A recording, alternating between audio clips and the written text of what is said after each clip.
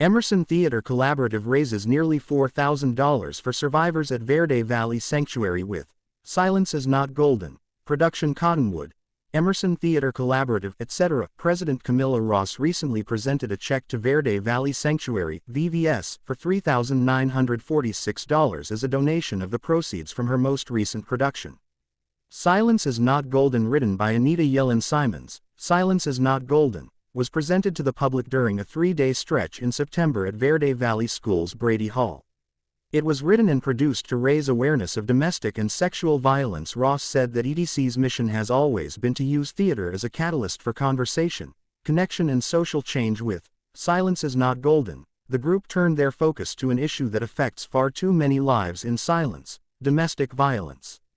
This production was a call to awareness. It was an opportunity to break through the silence that too often surrounds abuse and to honor the courage of survivors. Ross said, "Our creative team and cast have approached this work with sensitivity and deep respect, knowing that theater can hold space for truth-telling and healing." Arizona consistently ranks among the states with high rates of reported domestic violence, with nearly 1 in 4 women and 1 in 7 men will experience severe intimate partner violence in their lifetime. This production is dedicated to Kelly Paduchowski, who lost her life on June 30, 2024. We honored her memory, and we thank her family for sharing in this moment with us, Ross said. It was a deep privilege to produce and direct this production and support the work of Verde Valley Sanctuary Every. 68 seconds. Someone in the United States is sexually assaulted, according to a 2020 study by the Department of Justice.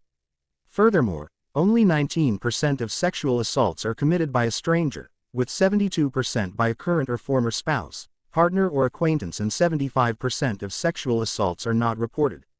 VVS, a local nonprofit whose mission is to provide safety, services, and comfort to survivors of domestic and sexual violence, offers a 24th of July 365 pet-friendly emergency shelter and crisis hotline, transitional housing, lay legal advocacy, community-based advocacy, public outreach and awareness, and youth violence prevention education. In fiscal year 2024-25, VVS provided services to more than 1,500 survivors of domestic violence and sexual assault, including nearly 9,500 bed nights provided and almost 1,300 crisis hotline calls answered, a 28% increase from the previous year. We want to thank Camilla, Anita, and the etc. for bringing awareness and space to highlight insidiousness and complexities of domestic violence relationships. VVS Executive Director Jesse Johnson said these conversations need to be had because we all know someone who has been, or is, affected by domestic violence.